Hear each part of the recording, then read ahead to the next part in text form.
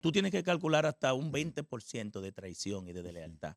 No, Entonces se ha dicho que aquí una curul, un candidato a diputado puede gastar hasta 50 millones de pesos. y mientras muchas personas estaban en discoteca, yo me pasaba en bibliotecas. Y hoy tiene uno a veces que darle la mano a esas personas que se pasaban la vida en discotecas y uno en bibliotecas, y vale la pena. Pero no había tiempo para tener una novia entonces.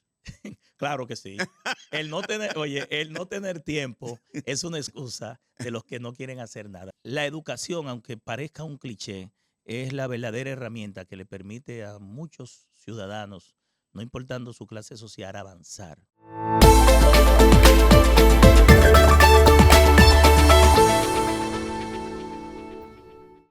Saludos, bienvenido a un nuevo episodio de Lo Micro a lo Macro Podcast. Franklin Vázquez, como siempre, estará la compañía durante todo el trayecto, recordándole que de Lo Micro a lo Macro es un espacio donde analizamos las decisiones pequeñas, aquellas decisiones que vienen de una idea, que vienen de un negocio, que vienen de una política pública y terminan impactando a la sociedad y al desarrollo. También les recuerdo que este podcast nace como una iniciativa para apoyar a los micro, pequeños y medianos empresarios, a los emprendedores del mundo entero que nos escriben, que nos llaman y que nos mandan mensajes por DM buscando consejos, buscando una orientación, porque lamentablemente se habla mucho en las redes sociales, pero buscar quien te oriente adecuadamente, quien te diga cómo hacer las cosas para no fallar, no es tan fácil. Y en este espacio de Los Micro a los Macro Podcast, eso es lo que hacemos.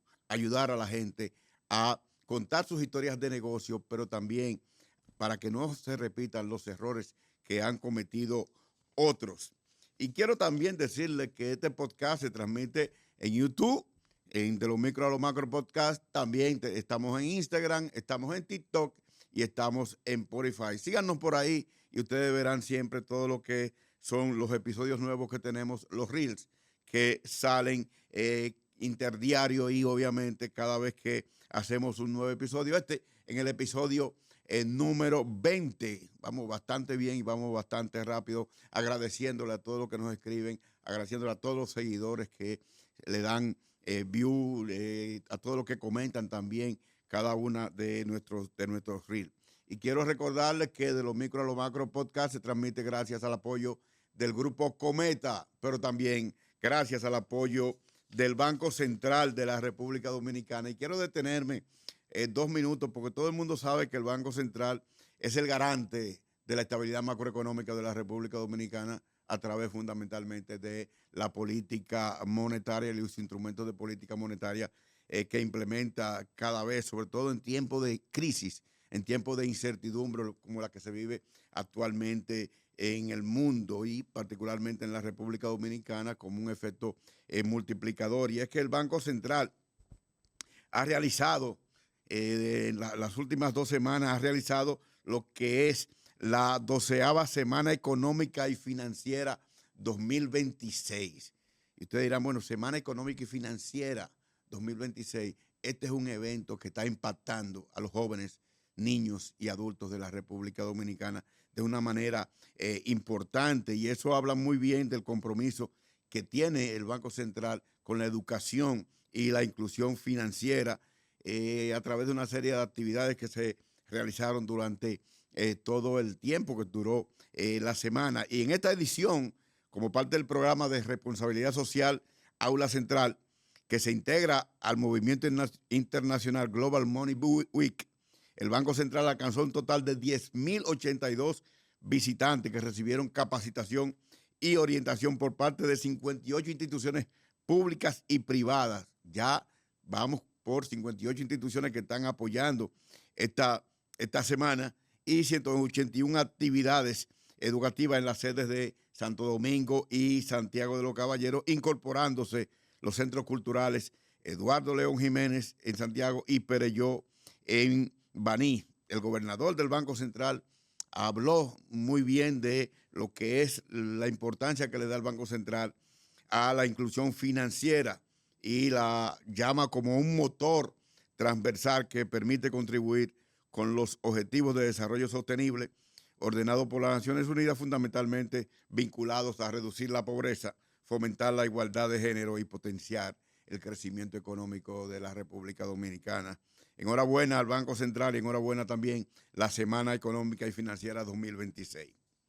Y ahora, entrando en materia, hoy tenemos un episodio muy particular, porque vamos a tener un episodio con una persona que para mí es un fajador de toda la vida. Y ustedes lo conocerán o lo conocen ya, la mayoría de los que ven esto, como un honorable diputado del Congreso de la República Dominicana. Pero más que eso, más que ser un honorable diputado de la República Dominicana, es una persona que ha venido de muy abajo, ha pasado de lo micro a lo macro, pero no es fácil, con mucho esfuerzo, con mucho trabajo, con una persona que desde joven entendió que había que construir su propio sueño y que eso no era gratis y ha tenido que pagar parte de lo que eso cuesta, del costo de crecer, del costo de ser una persona, una figura, donde en el caso de él estamos hablando de que la meritocracia vino por esfuerzo, no vino por ningún regalo que le dio nadie. Y una cosa muy particular de nuestro invitado de hoy es que es el padre de la ley. Dígalo usted, diputado. La ley 63-17 de movilidad, transporte terrestre, tránsito y seguridad vial.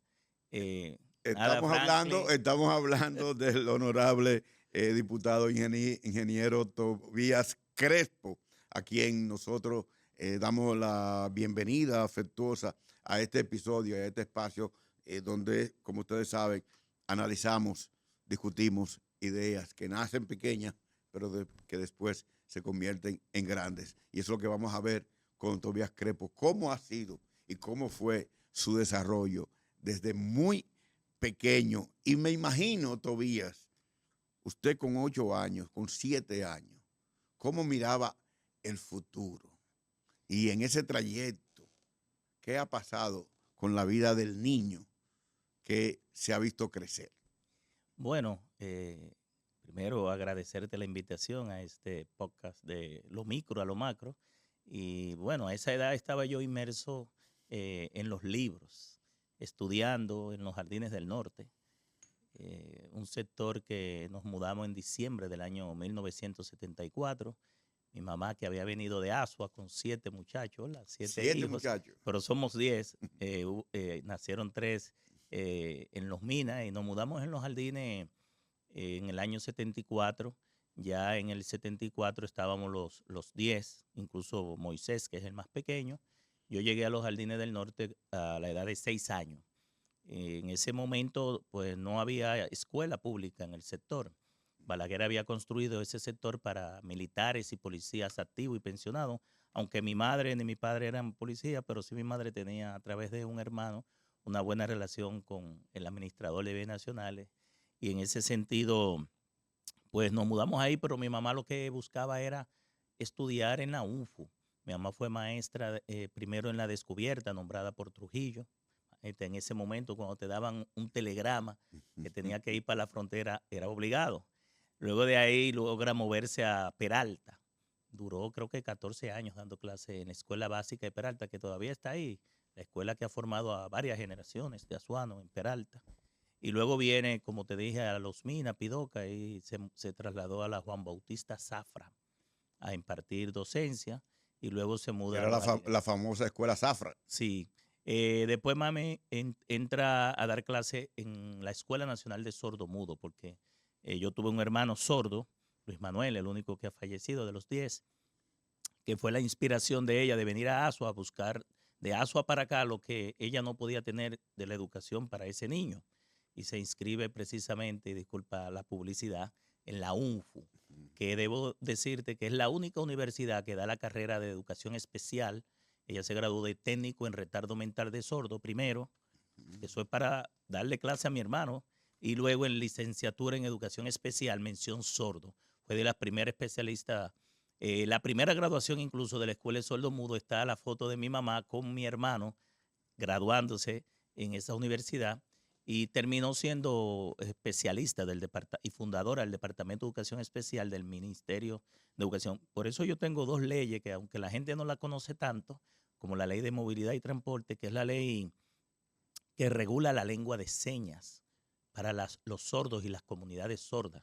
Es una ley que garantiza derechos, derriba barreras de comunicación. Pero fue aprobada. Fue aprobada, es la ley 3820. ¿Y está en implementación? Está en implementación gradualmente. Esa ley busca primero declarar la lengua de señas dominicana, porque cada país tiene su lengua de señas, como lengua natural. Eso tiene un componente lingüístico, porque la comunidad sorda es la única comunidad que tiene una lengua que es de ella.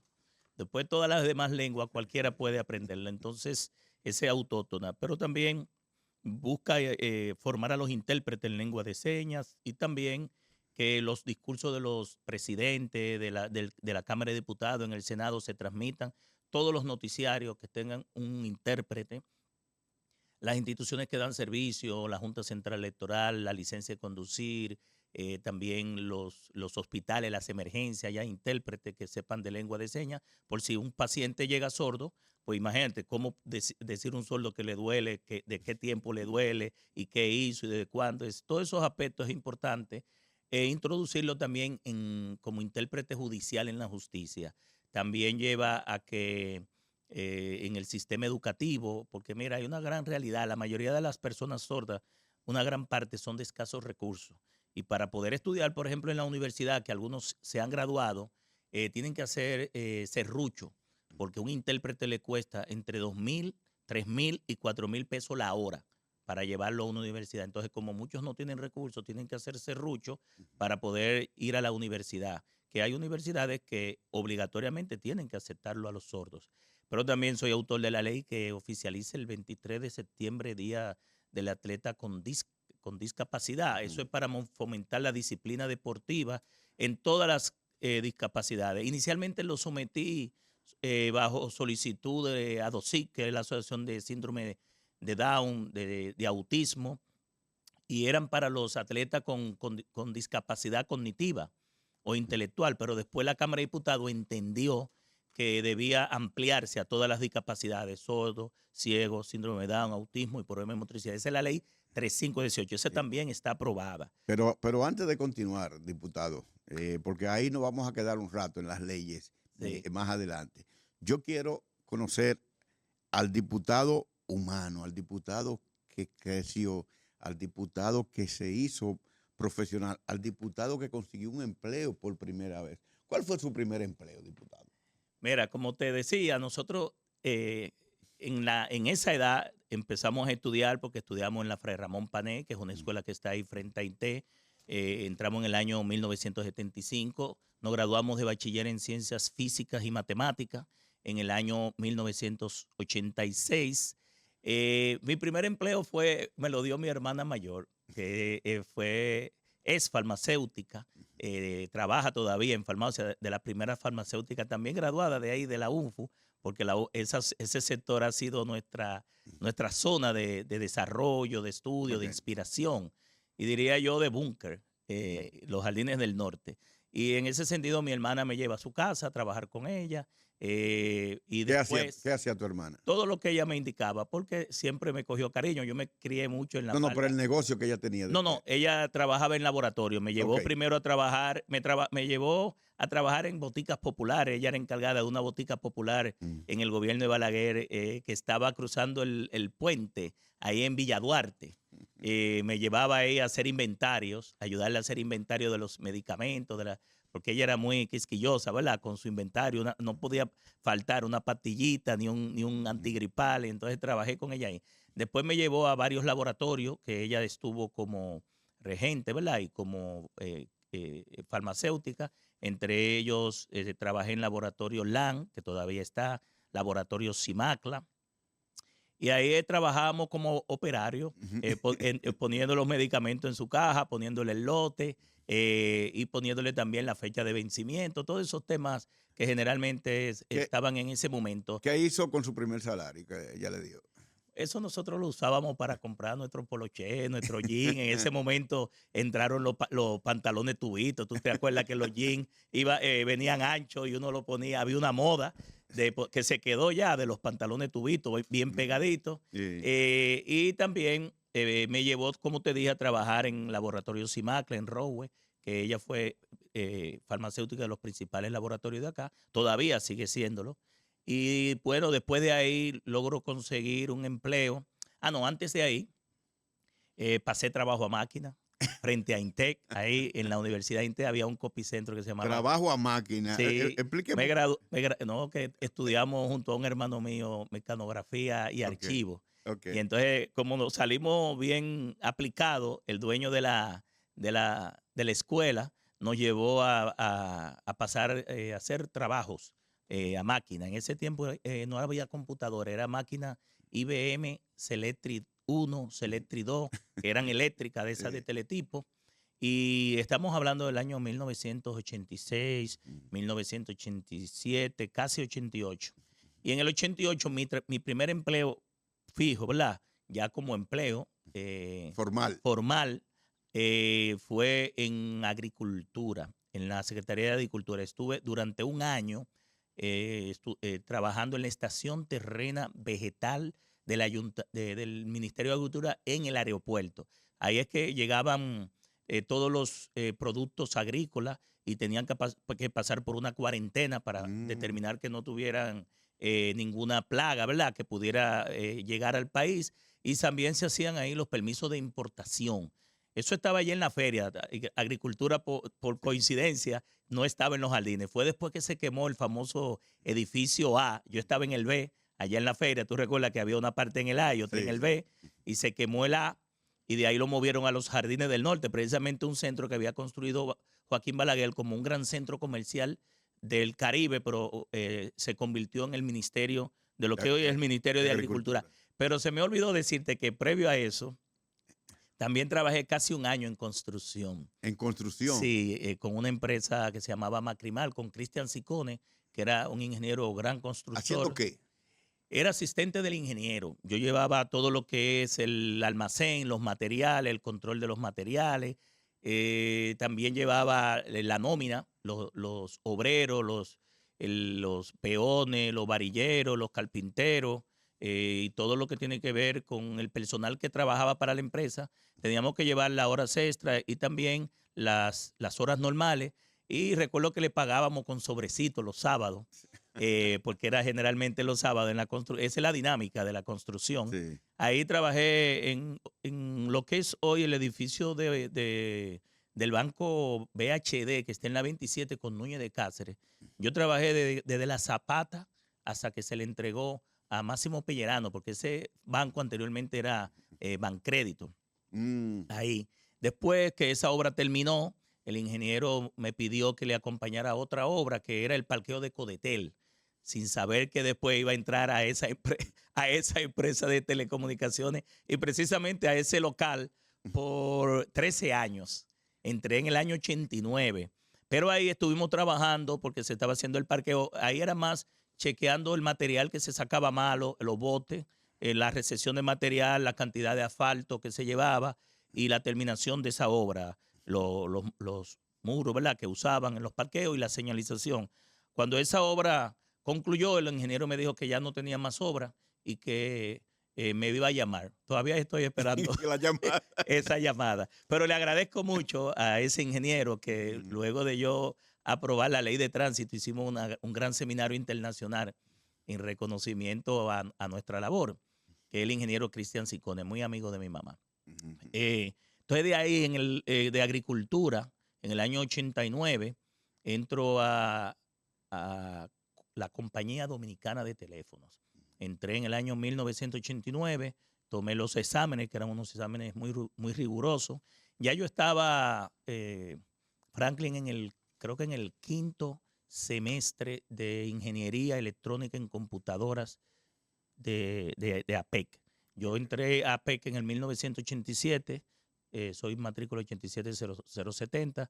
Fui de la primera promoción graduado de este país de Ingeniero Electrónico en Computador y Telecomunicaciones y me quedé dando clases allá en AP. Desde que me gradué a los 6 meses, la universidad nos llamó porque nos graduamos con un alto índice, Ujú. magna cum laude, y empecé a impartir docencia desde el año 1992 hasta el año 1996. Ujú. Y en Codetel entré por abajo, como dicen, Ujú. entré como instalador de Key Systems, centralitas de negocio, en la parte de operaciones, ahí en Arroyo Hondo, que precisamente por mucha coincidencia vivo cerca de ahí mismo, como a una cuadra, y mi hija más pequeña incluso estudiaba en el colegio casi al lado de ahí. Es decir, Pero era que un hay muchas privilegio. coincidencias.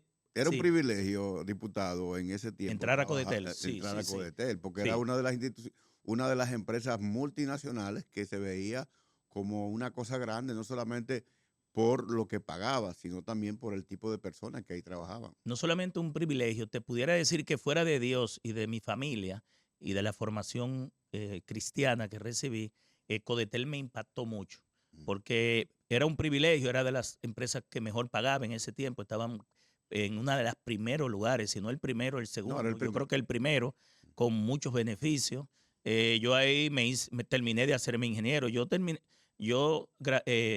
estudié con un crédito educativo en Fundapé porque Mm, no tenía para pagar la universidad. mm. Y ese crédito educativo precisamente se convirtió en beca condicionada a los 6 cuatrimestres por mi índice. Terminé con un alto índice y solamente tuve que pagar los intereses. ¿Sabes que los intereses es menos que el capital? Claro, El capital no tuve que pagarlo y eso lo pagué en un diciembre con la que bonificación te dio el de mismo un Codetel. año del mismo Codetel, para que tú Qué bueno. sepas. Yo tengo 2 maestrías precisamente patrocinada y pagada por Codetel, maestría en Pucamaima, en Administración de Empresas en el año 96 y en el año 98. En Codetel yo empecé como instalador, duré un año y pico, la mayoría duraba 20 y 30 años en esa posición, pero yo era un estudiante de ingeniería de alto Ujú. desempeño en la parte digital, donde todo era análogo, entrábamos al mundo digital y pasé luego a mantenimiento, duré ahí 2 años y medio, llegué a ser lo que le llamaban los SWA. Los SWA eran como los Resolve, especialistas, lo que lo resolvían, que resolvíamos, donde los técnicos de primer nivel, de segundo nivel, no pero ya entraban. clientes grandes, bancos, los grandes bancos, las grandes corporaciones, ya eso era a los 3 años y pico. Ya yo estaba haciendo SWA, y luego pasé a otro grupo por encima de ese que se llamaba la KGB, La ca- le llamaba dentro de la empresa. Pero nada, de ahí pasé promovido, casi siempre me promovían, si no anual, a los 2 años. Me gané 5 premios a la calidad y a la excelencia Ujú. en esa empresa, 3 en grupo, trabajando en equipo y 2 a nivel individual, porque premiaban el esfuerzo individual, pero premiaban también el comportamiento en equipo. Ahí pasé a mercadeo. En mercadeo estuve 2 años como soporte técnico de voz, telefonía, todo lo que le llaman preventa o pre-sales. Los ingenieros de preventa para soportar las ventas de las empresas, diseñábamos las configuraciones y la propuesta, y luego pasé 2 años a datos. Ahí ya mezclé la voz, la telefonía, voz con datos. Luego, por un proceso de reestructuración que pasó la empresa, de reducción y eso, pasamos a la 30 de marzo. Duramos 3 años en ingeniería de transmisión de datos, muy poco tiempo, 3 meses, disculpa, el menor tiempo, porque me llamaron de la 27 de febrero en recursos humanos para pasar a ser instructor de Ujú. nuevas tecnologías de telecomunicación. Ahí fue el tiempo que más duré. Pasó casi todo el personal de esa empresa por nuestras manos en los cursos de tecnología desde el año 96 hasta el 2000. En el 2000 me promueven a gerente. Yo llegué a ser alto ejecutivo porque el Codetel premiaba el mérito, la capacitación, y fue mi última posición cuando salí en el año 2001, en agosto, gerente de mercadeo de desarrollo de nuevos negocios en comunicaciones móviles, una estrategia de retención de clientes que se diseñó en ese momento para detener la hemorragia que en ese momento Orange estaba provocando a la empresa con una salida en el mercado muy disruptiva y tomando gran participación de mercado. Y bueno, en ese momento pues yo tuve que crear el departamento por completo, buscar mi analista de estadística, mi analista de mercado, mi analista de producto y todo lo que tiene que ver. Creé la nueva estructura y nada, en el 2001 salimos, pero no salimos. como dijo un Se fue- anuncio de ellos Se fue, mismos. Yo se me fue, fui, pero no me fui.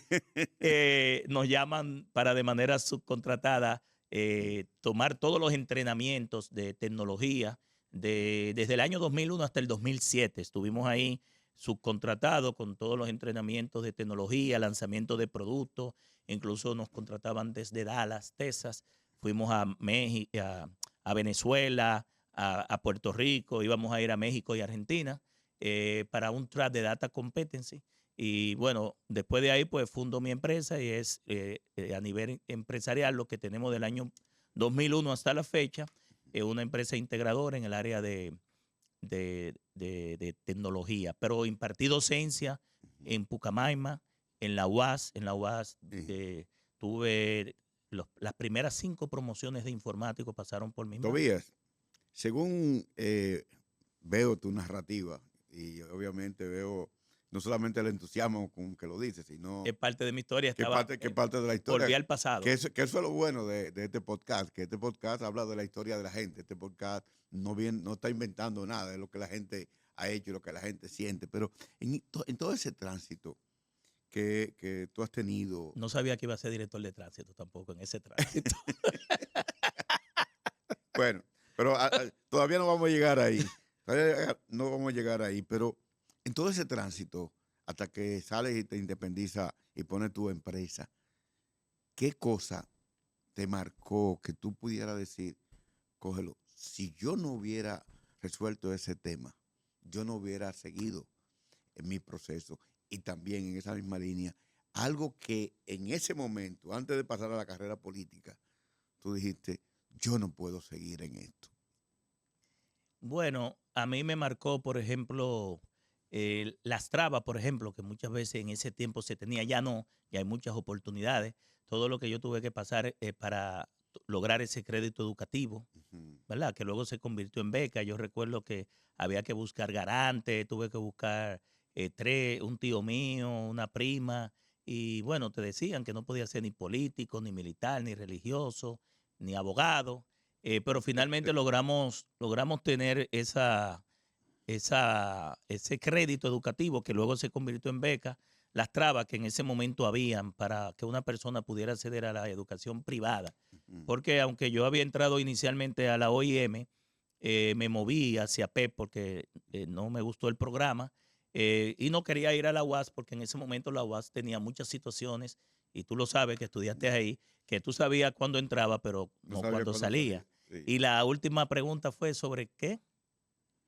Sobre... No, algo que te haya pasado, que tú hayas dicho, no voy a seguir en esto, que te marcó desde el punto de vista personal, porque hay cosas en la vida que le pasan a uno, que uno a veces lo olvida, a veces errores que uno comete en el trayecto, que después uno mira en retrospectiva y dice, cógelo, pero si yo no hubiera salido de ese problema, yo hubiera estado en mayores problemas hoy en día. Bueno, el tema de la educación me marca para siempre. Sí, nosotros no hemos dejado nunca de estudiar. Yo quiero mandar un mensaje aquí a todos los que escuchan este podcast. La educación, aunque parezca un cliché, es la verdadera herramienta que le permite a muchos ciudadanos, no importando su clase social, avanzar. Sin eso no se puede avanzar. Yo asumí la educación desde pequeño. Nunca fui a generales siquiera. Yo liberaba mis materias. Liberé mis materias, nunca cogí exámenes. Los profesores me liberaban mis materias. Y mientras muchas personas estaban en discoteca, yo me pasaba en bibliotecas. Mientras muchas personas estaban los viernes, los sábados, los domingos, en ese momento.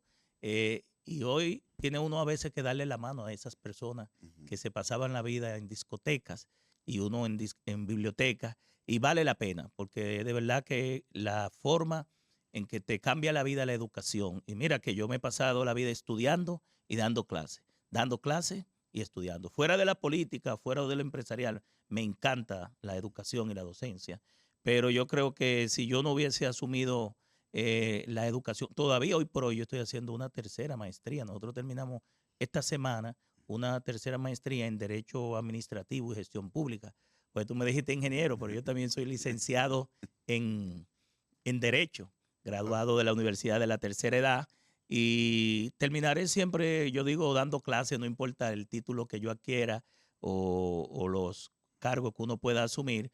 Pero también me marcó mucho, Franklin, la muerte de mi madre. ¿En qué Yo año? tenía el 22 de diciembre del año 1987. Este año cumplirá 39 años de fallecida. Nuestra madre eh, ha sido, es y será nuestra guía, no mía, sino de todos mis hermanos. Ujú. ¿Qué constituyó esa muerte? En qué momento de tu vida se da ese episodio?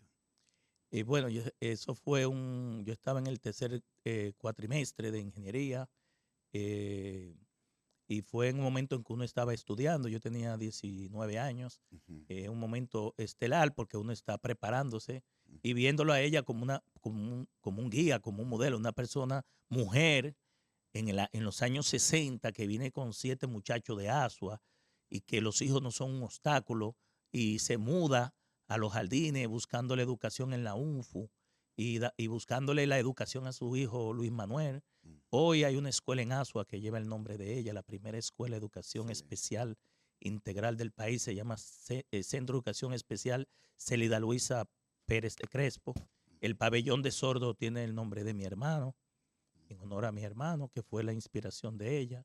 Y eso me marcó mucho tiempo. Incluso en ese momento yo me enfermé, tuve una situación muy difícil, pero Dios nos dio el valor y pudimos reiniciar.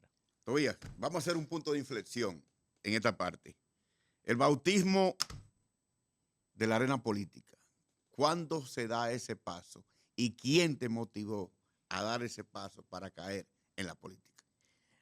Mira, mientras mi mamá estuvo viva, en mi casa no se hablaba de política, porque mi mamá primero fue testigo de Jehová, digo, primero fue católica, y por eso habemos 3 de los varones que nos llamamos Rafael, en honor a San Rafael, ¿verdad? Yo me llamo Rafael Tobías. Hay otro que se llama Cruz Ángel Rafael, tenía la cruz y el ángel detrás. Y hay otro que se llama Rafael Aureliano. Después que sale del catolicismo y entra a los testigos de Jehová, incluso yo predicaba con ella, iba de casa en casa, evangelizando y entregando la atalaya, la despertada.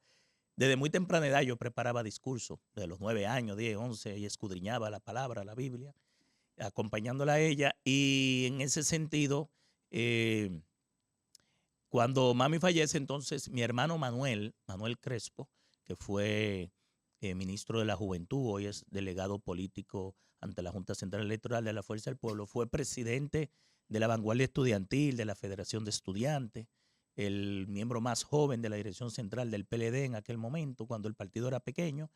Se introdujo a las líderes estudiantiles de los liceos, y entonces entra la UAS y bajo la, el empuje de la vanguardia estudiantil, que es el movimiento que representaba al PLD en ese entonces en la UAS, entra a la lucha estudiantil, gana la presidencia de la vanguardia y gana la presidencia De la fe. de la Federación de Estudiantes. Resalta mucho por un enfrentamiento que tuvo con Roberto Santana, que en ese momento la UAS estuvo cerrada 3 meses por la expulsión de él y otros 20 y pico dirigentes estudiantiles, ya graduados casi. Y aparte de mi hermano Manuel, que entró muy temprano, y nosotros todos estábamos detrás de él, cuando digo todos los hermanos, nos inspiró también Juan Bosch.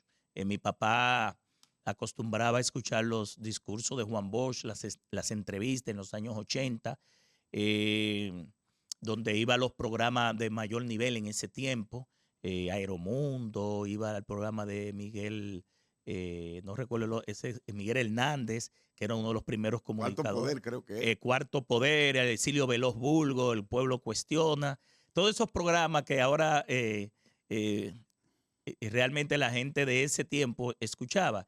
Y nos impactó mucho la forma como don Juan comunicaba, cómo enseñaba de los temas de economía, de política, de sociedad. Y una persona que sin ser graduado en ninguna universidad dio clases en toda universidad y le decían el maestro, el profesor.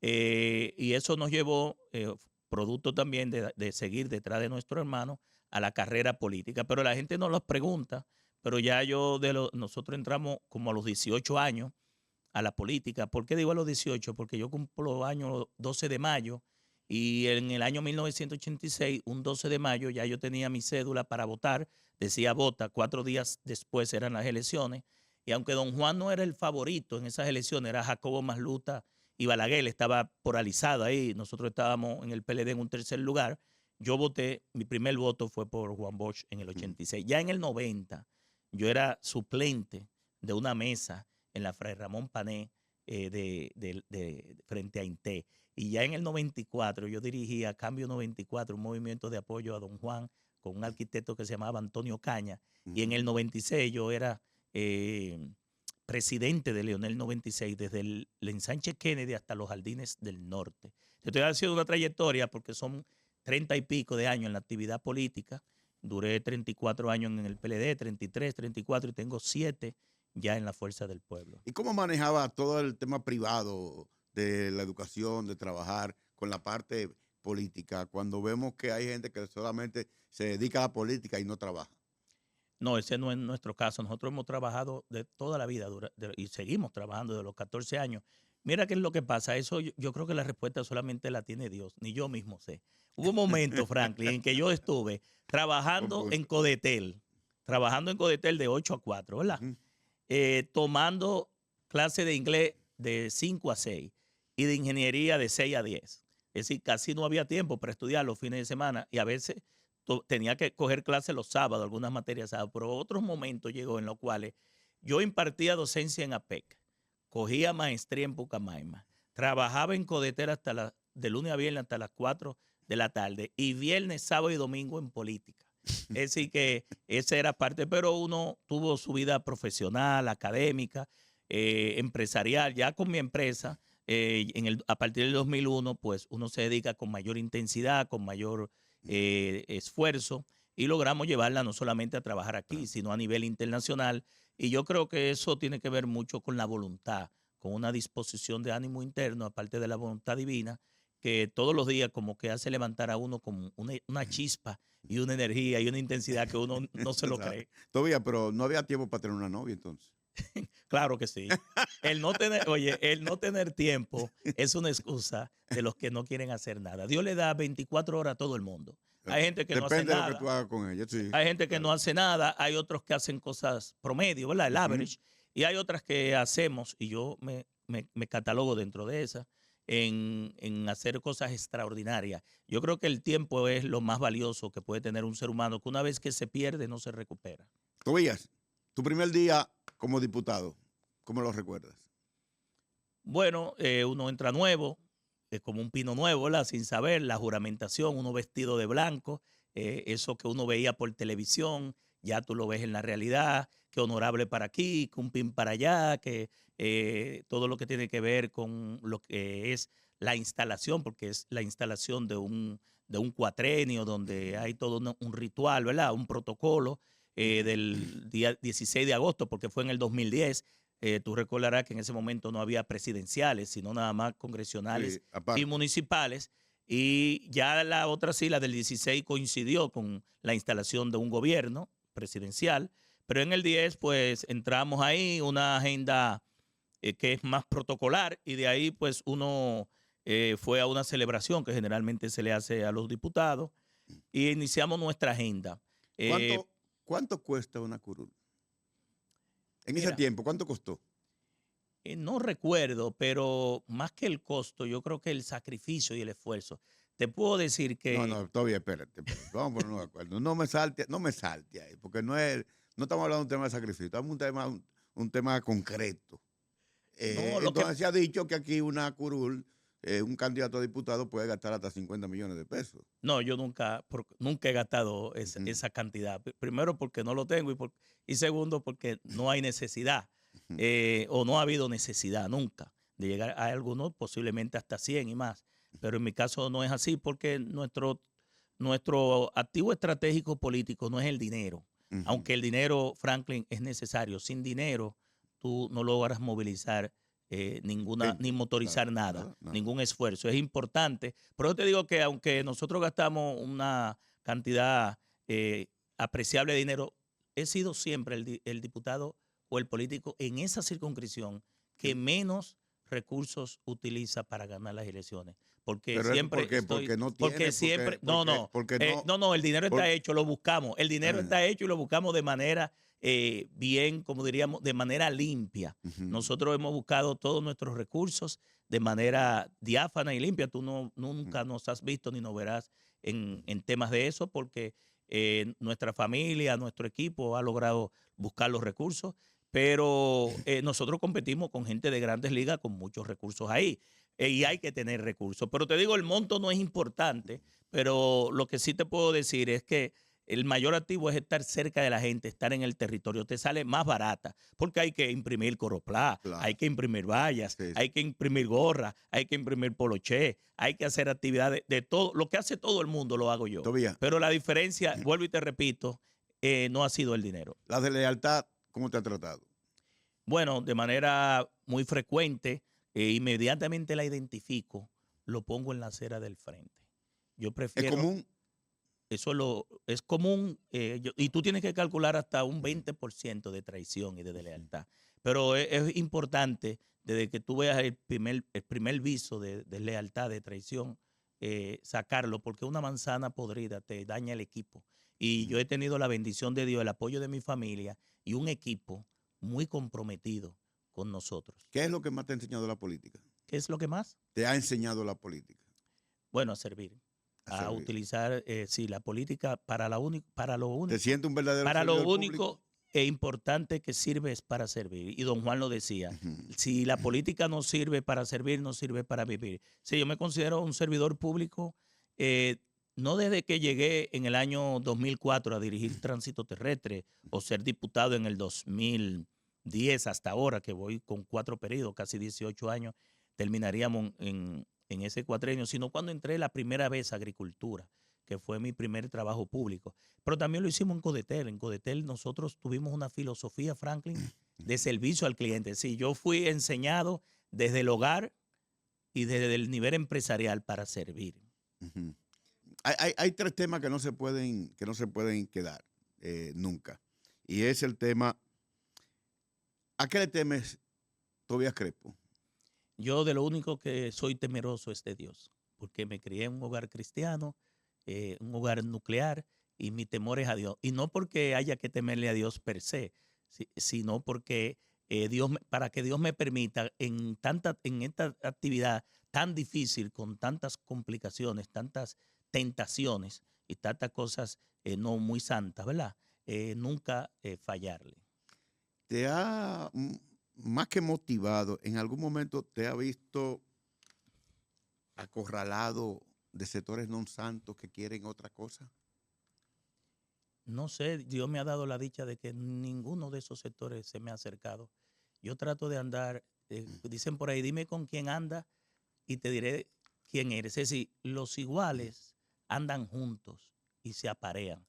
Sí, mi mamá siempre me decía esa parte de, dime con quién anda y te diré con quién eres. Nunca, ni siquiera cuando estuve en tránsito terrestre, que duré 6 años, yo creo que fui el director que más duré, nunca nadie se me acercó para cosas indebidas. No sé si porque me conocen, no sé si porque tengan miedo a cualquier situación, pero de verdad que nunca se me acercaron. ¿No tienes cola que te pise?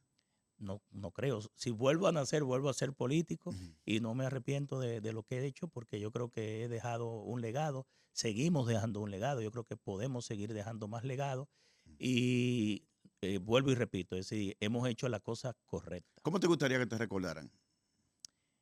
Como Tobías, el amigo, el hermano, el compañero, el ser humano. ¿Qué sacrificio grande has tenido que hacer?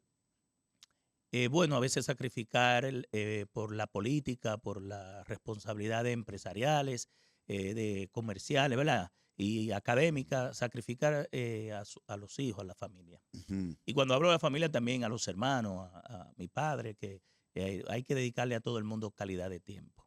Tobías, ¿qué cosa se constituye en un hábito que fue micro, que te llevó a lo macro que eres hoy? Ser aplicado en los estudios. Yo creo que la disciplina de leer mucho, de estudiar, de estar aprendiendo y sobre todo de estar enseñando, me llevó que de lo micro estemos en lo macro. Ujú. a los jóvenes, un grupo de jóvenes está frente a ti ahora mismo, unos 100 jóvenes entre 16 y 20 años. ¿Qué le diría como aprendizaje de la vida que ellos pudieran cultivar para ser como Tobías Crespo? Que se preparen, que estudien, que trabajen, que lo único que tiene, la única forma que tiene un río que está sucio, que está turbio, de poder limpiarse es que entre agua limpia, ¿verdad? Y los jóvenes son esa agua limpia que generalmente necesitan no solamente la política, la sociedad, el empresariado, el comercio, todas las actividades cotidianas, entendiendo de que se preparen temprano incluso, porque hay un dicho que dice que el hombre se hace viejo pronto y sabio tarde, que coincide con uno que dice que si el joven supiera y el viejo pudiera, porque ya cuando el viejo sabe, no puede. Entonces yo le exhorto a esos jóvenes a estudiar, a prepararse, a capacitarse, a esforzarse, que lo que se consigue fácil, fácil se va, que cada peldaño que logren con esfuerzo y sacrificio lo disfruten, lo valoren y que entiendan también que no todo lo bueno, todo lo nuevo, todo lo joven es bueno, ni todo lo viejo es malo. Yo creo que nosotros debemos aprovechar lo bueno de lo nuevo con lo bueno de lo viejo. ¿Cómo ves el futuro de la República Dominicana para terminar? Bueno, lo veo incierto, sin rumbo. Yo creo que no por el tema político, los sectores, todos los sectores productivos están bien afectados, seguirán afectándose por la parte de la crisis de Medio Oriente y la improvisación estatal, pero lo veo a la deriva. Realmente necesita un timón y un capitán que lo lleve a buen puerto. Tobías Crespo, presidente de la República, ¿se oye bien o se oye incierto? No he pensado nunca en eso. Uh-huh. No me hagas daño. Realmente estamos ahora... ¿Tobías qué? Estamos recorriendo la circunscripción 1, la 2 y la 3 en un proceso de consulta, de reflexión. Un grupo importante de ciudadanos, comerciantes, juntas de vecinos, deportistas, religiosos, empresarios, sectores de la vida de la capital han estado impulsando nuestras aspiraciones a la alcaldía del distrito y nosotros cuando la Fuerza del Pueblo el año próximo aperture el proceso hacia lo interno de selección de candidaturas, Tobías Crespo estará ahí cuando ese proceso se dé, presentando nuestras aspiraciones a la alcaldía del distrito. Gracias, honorable diputado Tobías Crespo, por esta conversación tan interesante en este episodio 20 de Lo Micro a lo Macro y le auguramos éxitos en su carrera política. Gracias. Y también nuestro apoyo desde esta tribuna. Gracias. Y a ustedes, gracias por haber estado hoy en este episodio número 20 de Lo Micro a lo Macro podcast. Franklin Vázquez, como siempre, les hizo compañía y les recuerdo que nos sigan en YouTube, en TikTok, en Spotify y también en